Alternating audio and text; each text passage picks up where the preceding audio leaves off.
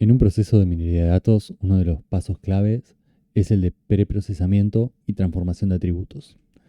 Luego de realizar la obtención de un conjunto de datos y la selección de los atributos, ejemplos y una limpieza inicial, pasamos a la etapa del preprocesamiento y transformación de estos datos para que los podamos utilizar de forma correcta con el modelo que hayamos elegido de aprendizaje automático.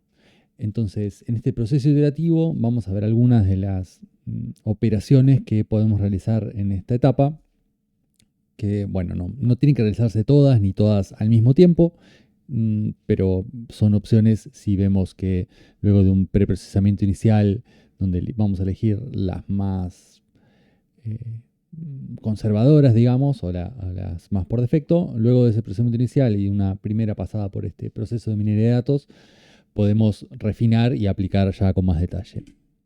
Entonces, de estas transformaciones podemos distinguir 5 operaciones o 6 que son las más tradicionales.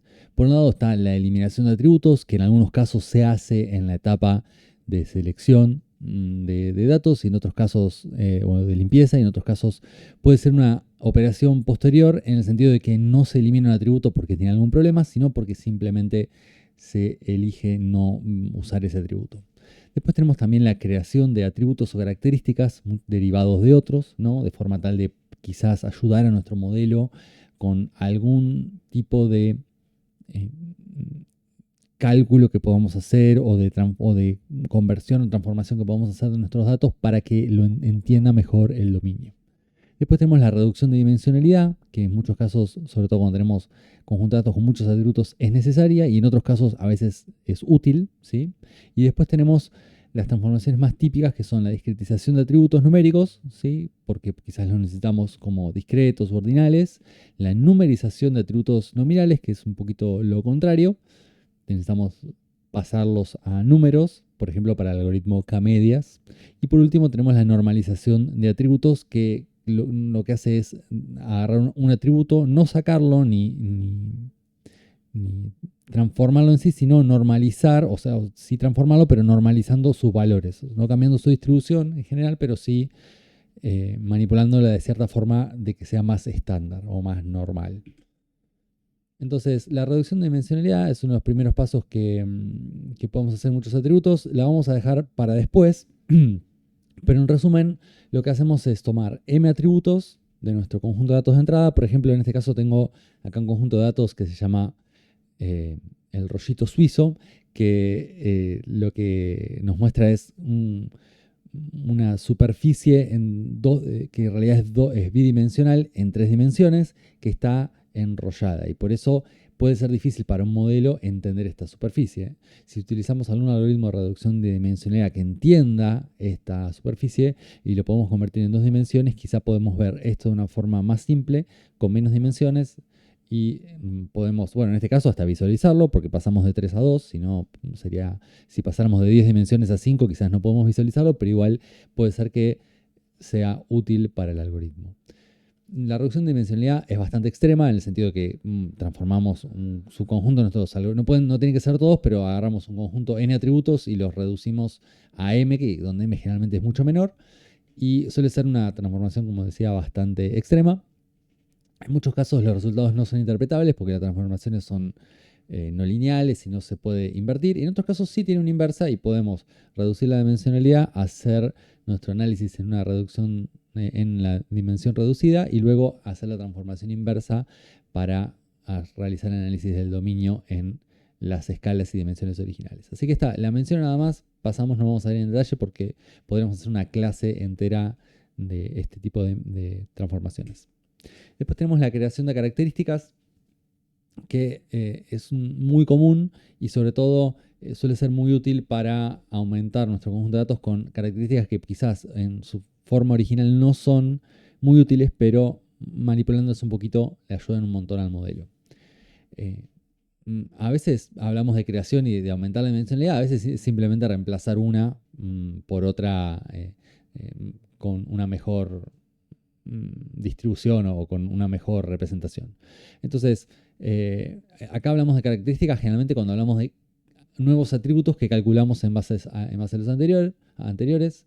En el caso de los atributos numéricos, podemos usar fórmulas con cualquiera de los, con lo que se nos ocurra, ¿no? Después tenemos otros tipos de datos como las fechas, en donde quizás a veces la creación de características es simplemente descomponer esta fecha, que puede ser un atributo nominal casi en formato string sin interpretar realmente lo que está pasando acá, y de esta generamos tres nuevos atributos, uno que es por ejemplo el mes, que lo podemos representar con el número, el otro que sería el día de la semana, que lo podemos representar a veces de forma nominal, a veces de forma entera también, dependiendo de si vemos que es relevante el orden que tienen estos días, y también a veces si podemos capturar en la naturaleza cíclica, ¿no? Porque si yo esto lo represento simplemente con un número, y bueno, no vas a ver que el día 1 está cerca del día 7, ¿no? Entonces, bueno, eso también tendría que ver cómo representarlo, cómo lidiar con ese problema. Y por último, bueno, lo mismo pasa con el mes, ¿no? En ese caso, para el ejemplo, ¿no? Y por último, no necesariamente tengo que convertir todo así, sino que, digamos, en mes, día y año, sino que, por ejemplo, puedo representar acá si fue un día hábil o no. Esto puede ser muy relevante en muchos conjuntos de datos, por ejemplo, de uso de un servicio. Y bueno, si es un día hábil, probablemente va a tener un montón más de datos para ese día, pero si es un día que no es hábil, y por ejemplo si tengo el servicio de trenes y un día por ahí que no es hábil, va a tener mucho menos uso, entonces eso le va a permitir a mi modelo entender algo que quizás directamente de la fecha no lo podía saber. Entonces es importante a veces aumentar estos datos que yo tengo crudos con información del dominio, en este caso de los feriados o de los días hábiles, para poder entender correctamente qué está pasando en mi conjunto de datos. Acá tenemos otros ejemplos de cosas que se pueden calcular. Doy un ejemplo con vamos a expandir, por ejemplo, el del índice de obesidad, que no es si bien médicamente está muy cuestionado este índice, para nuestros propósitos de entender por qué tenemos que crear características quizás nos sirve. Pensemos en un modelo que tiene que entender mm, datos médicos o datos de, por ejemplo, de jugadores de fútbol con las variables de altura y del peso. La altura de por sí o el peso de por sí quizás no me dicen mucho respecto del estado de salud o de la habilidad atlética de una persona. En muchos casos, una combinación de estos dos atributos, donde sabemos, por ejemplo, que una persona que si mide 2 metros y pesa 100 kilos, bueno, quizás es una situación muy distinta de una persona que mide 1,40 m y pesa 100 kilos, ¿no? Y viceversa, una persona que mide 2 metros y pesa 40 kilos y probablemente esté en una situación distinta que una persona que mide de vuelta 1,40 m y pesa 40 kilos, o 1 metro, o 80 centímetros, que estamos hablando de una persona muy chiquita, ¿no? Entonces, si no entendemos las relaciones entre estas dos cosas, bueno, y acá podríamos agregar además el año, ¿no? De la edad de la persona, el año de nacimiento, la edad de la persona. Entonces, si no combinamos a veces estos atributos de manera correcta, vamos a confundir a nuestros modelos, que van a intentar quizás, dependiendo del modelo, puede estar tratando de generar reglas o patrones en base a un atributo particular que nunca le van a permitir ver eso, a menos que el modelo en sí combine todos estos datos. Entonces, si bien ese es el objetivo de la minería de datos, darle todos los datos al modelo y que el modelo aprenda y haga su trabajo de relacionados automáticamente, en muchos casos darles estas cosas ya preprocesadas puede ser de gran utilidad, sobre todo cuando, de vuelta, como decía, el índice de obesidad está cuestionado en la comunidad médica, pero hay veces que igual se usa porque es un estándar, porque es comparable a través de distintas poblaciones, y entonces en muchos casos tenemos que calcular este tipo de variables estándar en el área, si bien nuestras variables originales eran estas, para que también sea interpretable el análisis que vamos a realizar, ¿no? Bueno, acá tenemos otros ejemplos, por ejemplo, si es el estado familiar, ¿no? Bueno, podría ser distintas combinaciones. em, También acá los síntomas, por ejemplo, del SARS, podría ser que tenga, yo qué sé, que tenga los síntomas individuales y yo quiera tener una variable que combine, que cuente cuántos de estos síntomas tiene, o si tiene al menos 3 de 5.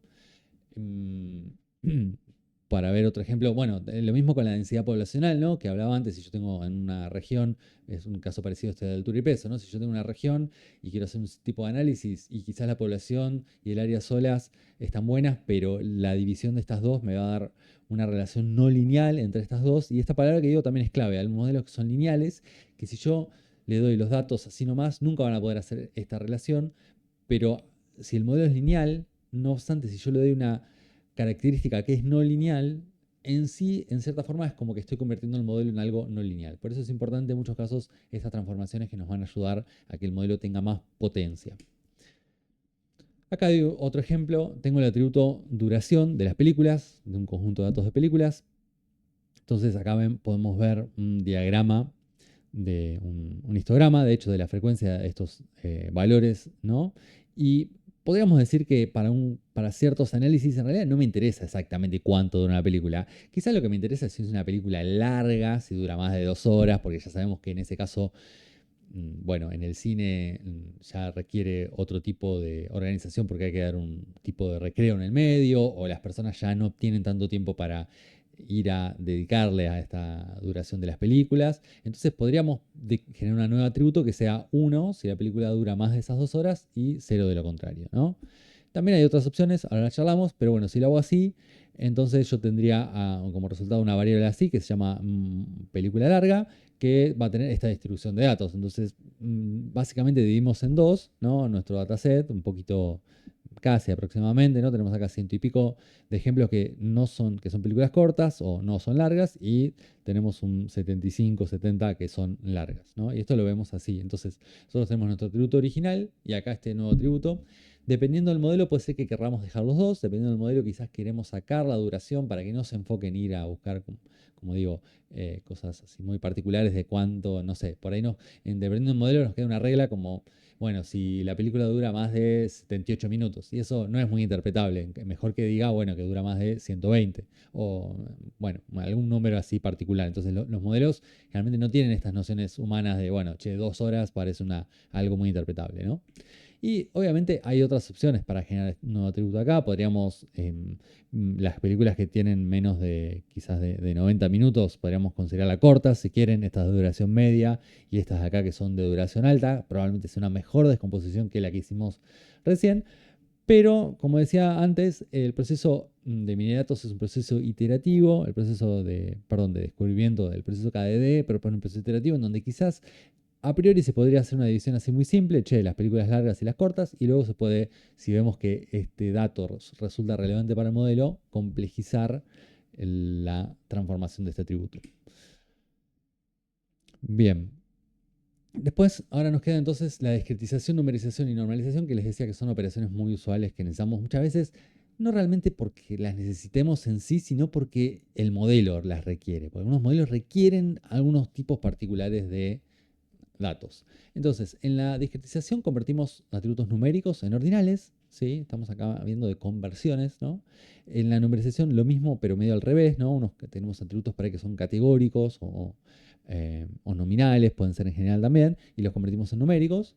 Y en la normalización no vamos a convertir en tipo de datos, vamos a dejar algo continuo, pero sí vamos a cambiar quizás las unidades de medida, ¿sí? De los atributos. Vamos ahora en detalle con cada una.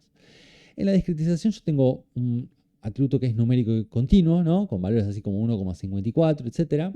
Y lo que voy a hacer es convertirlo en numérico discreto, básicamente en enteros. 1, 0, menos 5, etc. Bien. Y acá, bueno, no hay un nombre para el proceso inverso y generalmente no tenemos un proceso inverso acá porque cuando hacemos esto vamos a perder algo de información. No obstante eso, generalmente suele ser lo que queremos hacer. Queremos discretizar para que esto sea... acá lo podemos representar así, o el siguiente paso, esto sería convertir en un atributo ordinal, y entonces eso quizá nos permite en los modelos que reciben atributos, atributos categóricos, bueno, o nominales, nos serviría para limitar eso. Pero bueno, en principio no hay un proceso inverso porque acá pierdo información. Bien, después la discretización de atributos, entonces lo que hace es convertir un valor numérico entonces en un valor ordenado. Bien.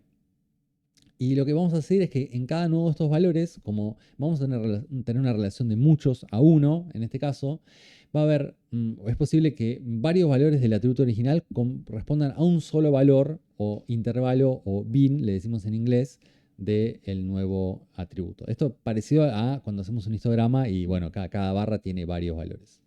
Entonces, por ejemplo, si yo tengo la edad de personas y quiero transformar en algo categórico más fácil de entender, que como decía antes, no genere reglas por ahí con valores específicos. Bueno, sabemos que, por ejemplo, en algunas, eh, en algunos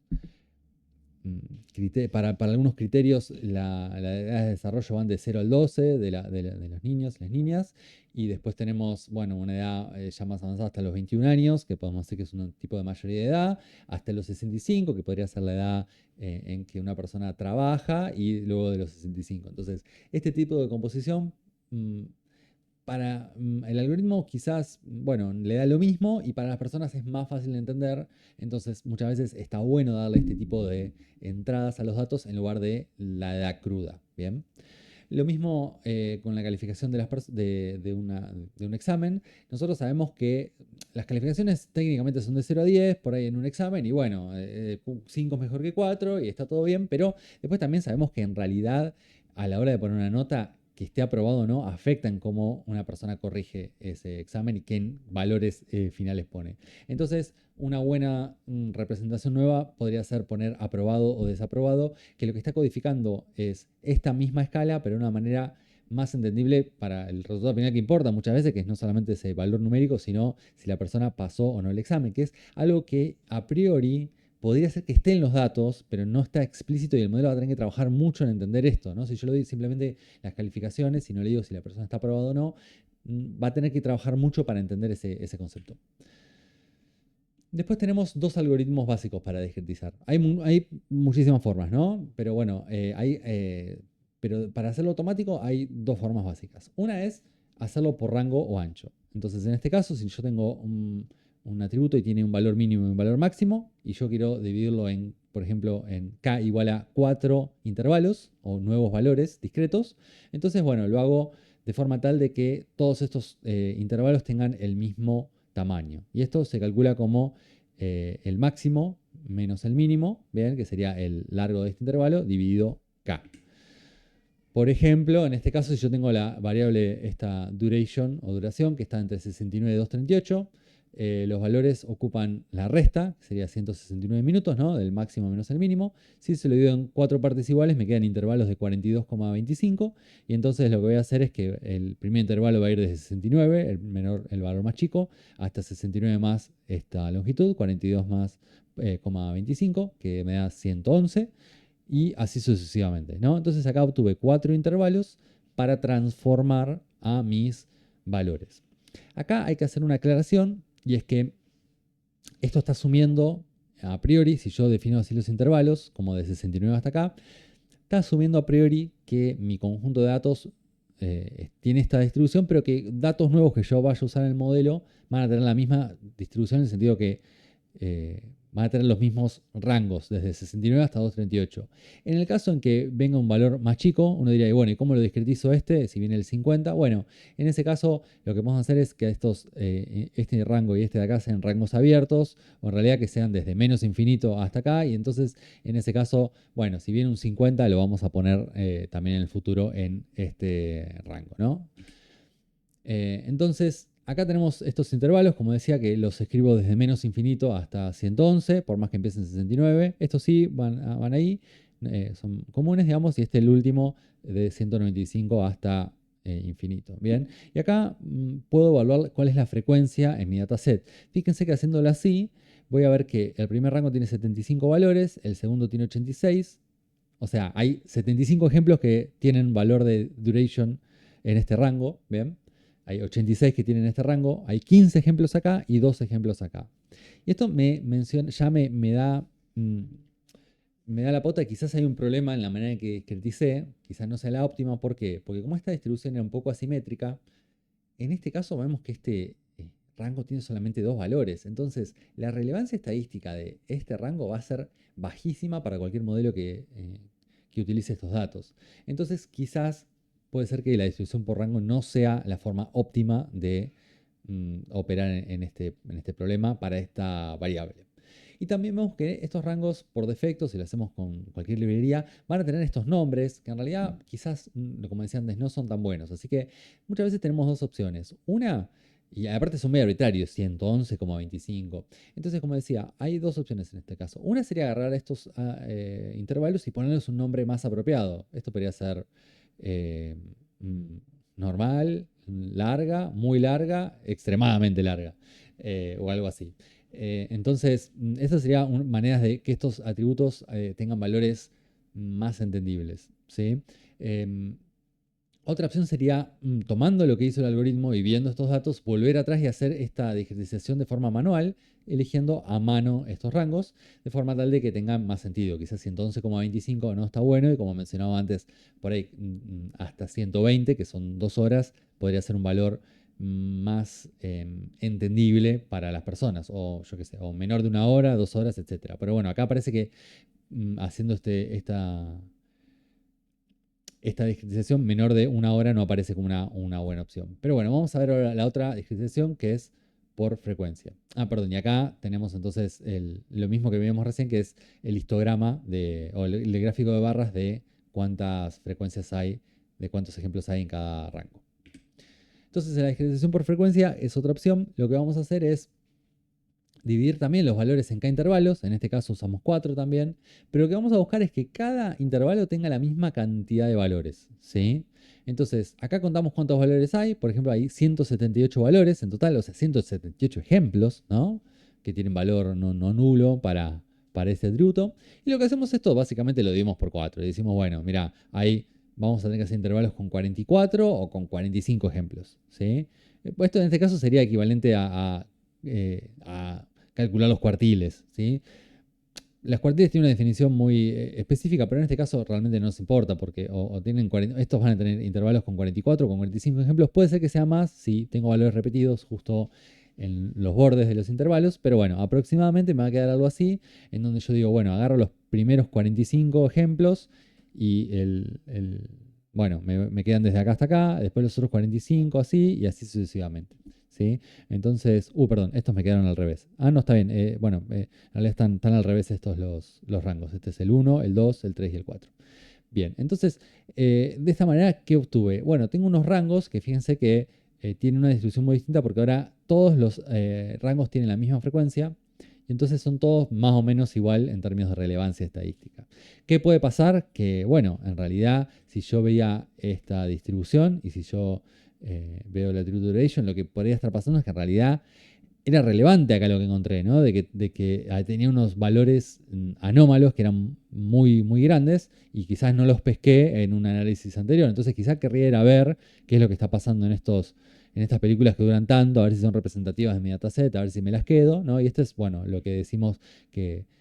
por eso que decimos que el proceso es un proceso iterativo donde tenemos que ir y volver luego de cada paso e inspeccionar todos los resultados.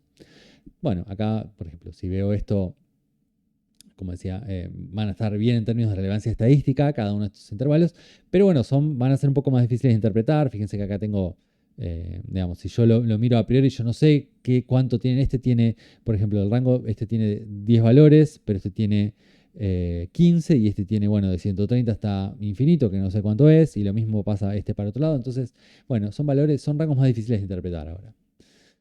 Después tengo la numerización de atributos, en donde lo que vamos a hacer es, tengo un atributo nominal, por ejemplo, ordinal, podría ser en este caso, y lo voy a pasar a un numérico discreto, básicamente a valores enteros, ¿no? Y bueno, como proceso inverso no tiene un nombre específico, pero podemos llamar volver a convertir a nominal, o a veces, bueno, discretizarlo, pero en este caso no porque ya son discretos, lo que pasa es que es un numérico discreto. Por el otro lado, sí tengo acá el caso en que tengo nominales categóricos, y esto es un caso distinto al anterior, si bien los dos son nominales, también se le llama numerización, pero acá la representación va a ser distinta, porque acá no tengo un orden en los datos originales, entonces, si bien puedo representarlo con valores enteros, como 0, 2 y 1, poniendo como identificadores a cada una de estas etiquetas o valores. También es posible muchas veces definir una variable por cada uno de estos valores, el proceso se llama dummy coding, que ahora vamos a ver, y bueno, representar cada uno de estos, o sea, convertir un atributo nominal en varios atributos discretos o binarios 0 o 1 para esta misma representación. Entonces, como decía, en la numerización, si yo tengo categóricos, los voy a pasar a numéricos. Los ordinales generalmente los codifico como enteros. Y si son nominales, lo voy a pasar a binarios. ¿Sí? Con esta codificación dummy, donde voy a tener una variable binaria por cada valor nominal que yo tenía en el atributo original. Vamos a ver acá un ejemplo. Tenemos el atributo edad. Y este atributo de edad es un atributo nominal, pero ordinal. Tiene un orden, bajo, alto y medio. Entonces, podemos elegir para representar estos valores bajo 0, medio 1 y alto 2. Y bueno, acá lo tenemos de forma entera, ¿bien? Y podemos hacer esta conversión. Acá quiero aclarar dos cosas. Primero que todo, en los datasets generalmente no hay una forma de definir como un tipo de dato ordinal, y en las librerías tampoco. Entonces, esta conversión generalmente la tenemos que hacer de forma manual, proveyendo en el código cuál es el mapeo entre estos valores, entre, por ejemplo, bajo es 0, alto es 2 y media es 1. Y esto nos lleva a la segunda parte, que quería aclarar que en realidad no hay una razón particular por la cual bajo tiene que ser, o sea, que tenemos que empezar a contar desde 0 hasta n, donde n es la cantidad de valores, y yendo de 1 a 1. Podría ser que bajo sea 0, medio sea 1 y alto sea 10, porque en realidad sabemos que, bueno, tenemos las personas que eran altas cuando se codificó esto eran mucho más altas.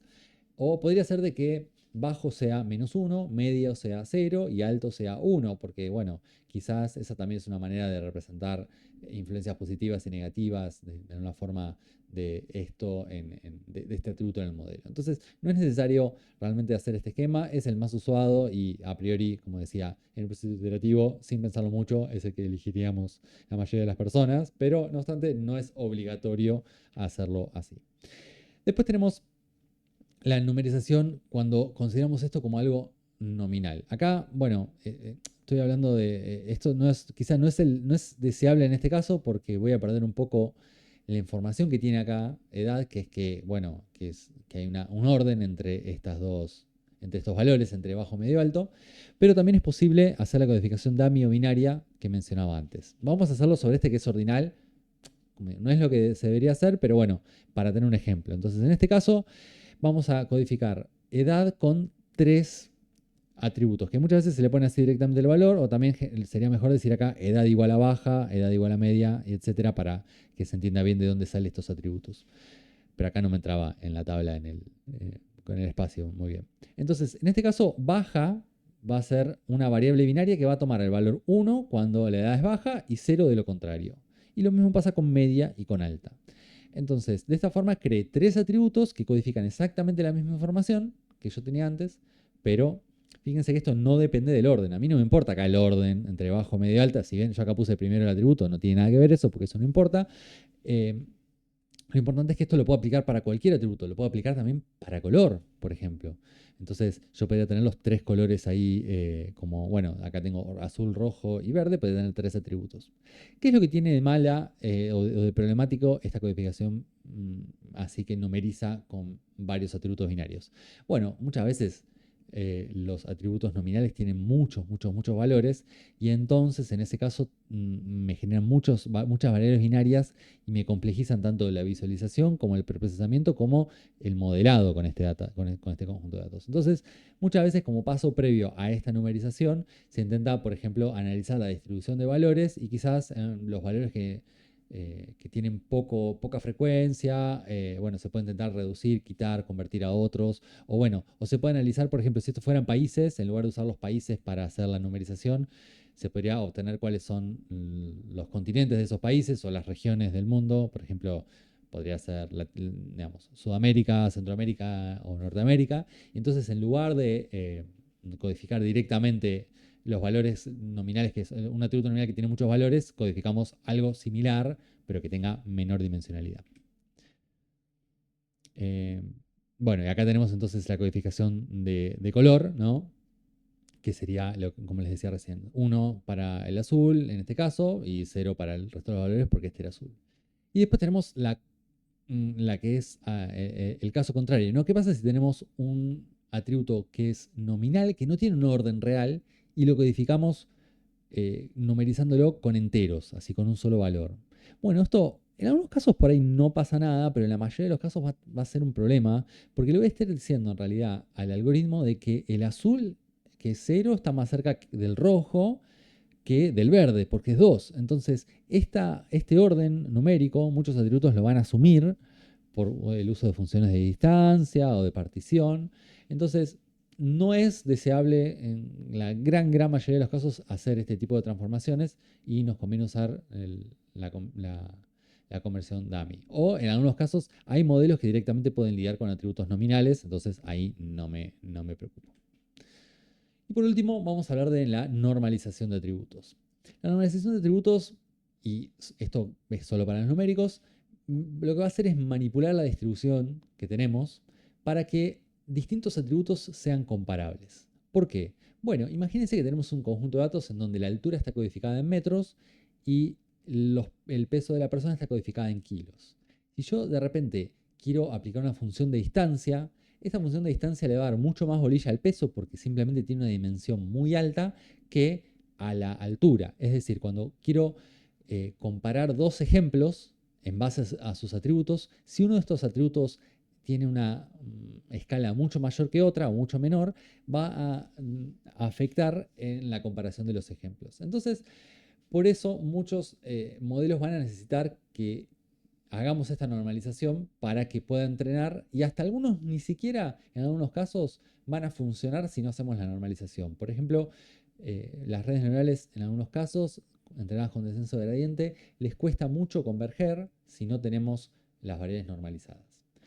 Hay muchas formas de normalizar y siempre también está la opción de normalizar con información del dominio, ¿no? En este caso, bueno, podríamos decir que el peso va, en realidad, va de 0 a 1 y la altura también, de 0 a 1, donde 1 sería muy alto, por ejemplo, 2 metros, ¿no? Y 0 es, bueno, algo sería muy bajo, no sé, como decir 50 centímetros, dependiendo, bueno, acá tenemos que ver, tenemos que analizar más profundamente qué dataset, si tenemos un dataset de personas grandes o de personas de todas las edades, etc. Pero bueno, siempre podemos normalizar de manera manual. Obviamente, en muchos casos eso es un lío, entonces tenemos algunos algoritmos o fórmulas que son más automáticas y estándar para eso. La más común es la normalización lineal. ¿Por qué? Bueno, porque es una normalización que es invertible y además que es fácil de entender generalmente. ¿Qué hace la normalización lineal? Bueno, agarra el x, que es el valor anterior, le resta una noción de centro y lo divide por una noción de escala, ¿sí? Entonces, bueno, esta transformación lineal me genera una nueva variable x' acá que representa exactamente los mismos datos, nada más que llevados a una escala más parecida. Bien.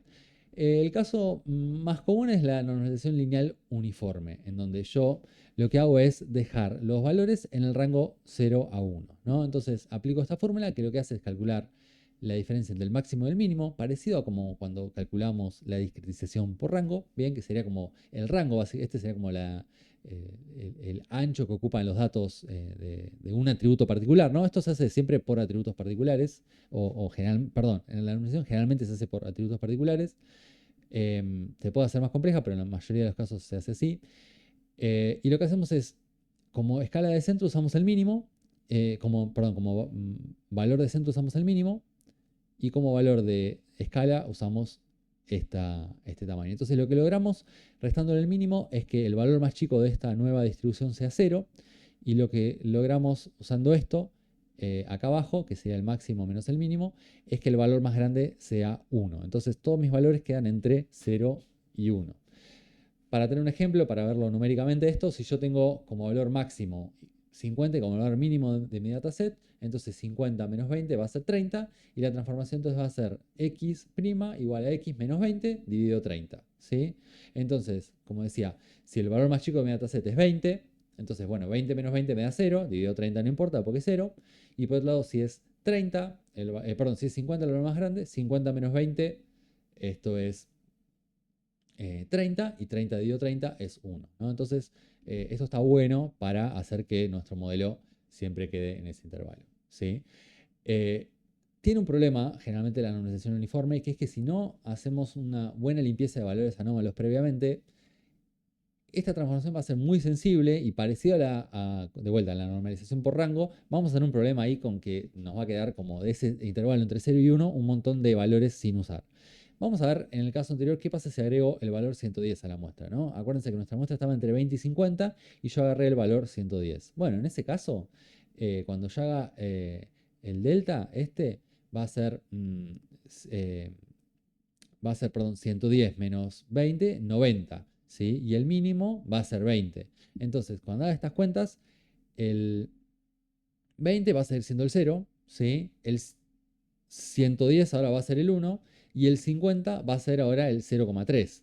Pero entre 0,3 y 1, como ya agregué un solo ejemplo que valía 110, no voy a tener ningún valor. O sea, entre 0,3 y 1, 0,4, 0,5, todos esos valores en el medio, no van a tener ningún ejemplo que tenga ese valor. Entonces, efectivamente, lo que está haciendo esto es medio que me está engañando este valor con cuál es el rango. Entonces, tengo que tener ahí cuidado respecto de que no haya valores anómalos para esta transformación, o si hay valores anómalos, bueno, entender por qué están pasando y ver si es un error de codificación, como mencionábamos antes, o es otra cosa. La otra distribución, la otra normalización muy común que se suele utilizar es la normalización de media y desviación, o también le dicen normalización Z, o a veces hasta normalización con normal o gaussiana. Entonces, lo que busca esta es que un atributo tenga media 0 y varianza 1, de manera tal de que esté distribuida alrededor del 0 y en un intervalo muy chiquito alrededor de ese 0, ¿no? Esta distribución también es sensible a valores anómalos, así que no, porque sigue siendo una transformación lineal. Y para eso hacemos una asunción muy leve, que es que x está distribuida de manera más o menos normal, ¿no? Entonces lo que hacemos es hacer x menos la media de esta distribución dividido por la desviación estándar muestral, ¿no? Entonces, bueno, acá vemos un ejemplo de, bueno, eso es cálculo de medias y desviación usual, ¿no? Entonces acá podemos ver un ejemplo. En este dataset yo tengo el estado físico que tiene esta distribución con un centro, por ejemplo, en 64 y un mínimo máximo de entre 29 y 27 y 90. Y si lo transformo con una normalización lineal uniforme, voy a tener acá el mínimo y el máximo en 1. Y vemos que acá el centro de esta distribución varía, ¿no? O sea, el centro de estos valores, acá está en 0,6, acá en 0,48, está más o menos cerca del 0,5, pero no realmente, no exactamente, porque bueno, las distribuciones estas no son completamente simétricas. Por ejemplo, acá vemos que está más a la izquierda, por eso es 0,4, y acá un poco más a la derecha, por eso es 0,6. Entonces, este sería cómo me queda la normalización lineal uniforme. Bien. En términos de la distribución, viendo acá, en realidad, como digo, va a ser igual, va a ser exactamente igual la forma. Lo único que estamos cambiando es la escala. Acá originalmente la altura estaba entre 160 y 200 y ahora está entre 0 y 1. Y esta es una buena, creo, normalización porque no está afectada casi por valores extremos y representa bastante bien los datos originales, pero ahora, como decía, va a ser comparable la altura con, por ejemplo, el peso. En el caso de la normalización media desviación, también si tengo este conjunto de datos, vemos que de vuelta el centro acá era 65 y el mínimo, el máximo eran 27 y 90.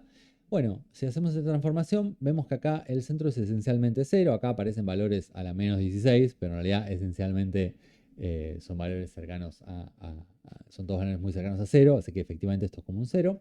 Y vemos que acá los valores de mínima máxima que le quedan son bastante coherentes, cercanos a 0. Menos 3, o sea, menos 4, 2,5, menos 2, 2,3, menos 4, 3,25. Entonces, bueno, esta distribución es también, son bastante comparables y similares las variables. Acá nos queda por ahí que se ve acá esta simetría, como decía antes, esta que está tirada más a la izquierda. Bueno, en este caso, y parece que tiene acá como un outlier más a la derecha, ¿no? El peso, bueno, tiene acá, se ve en este máximo, en este mínimo, pero no obstante, bueno, la forma no cambió y bueno, ahora son comparables. ¿Qué podemos ver de desventaja de esta? Bueno, es menos interpretable el rango que me quedó. Así sí que si yo te digo, mira, hay una persona que tiene un valor de defensa de -1. Y bueno, vos decís, y yo no sé qué era eso originalmente. Tendría que ir acá y ver que sí, bueno, probablemente -1 sea algo como 25, ¿no? Entonces, si bien nosotros podemos hacer la transformación inversa, porque es una transformación lineal, a priori la normalización lineal es mucho más interpretable, porque bueno, Si yo te decía que era 0,1, bueno, sabías que entre 15 y 90 es más fácil calcular ahí intuitivamente a qué valor corresponde. En cambio, esta es menos interpretable. Pero bueno, para muchos modelos es mejor que esta distribución esté centrada en 0 y que esté distribuida así. Por ejemplo, las redes neurales, como mencionaba antes.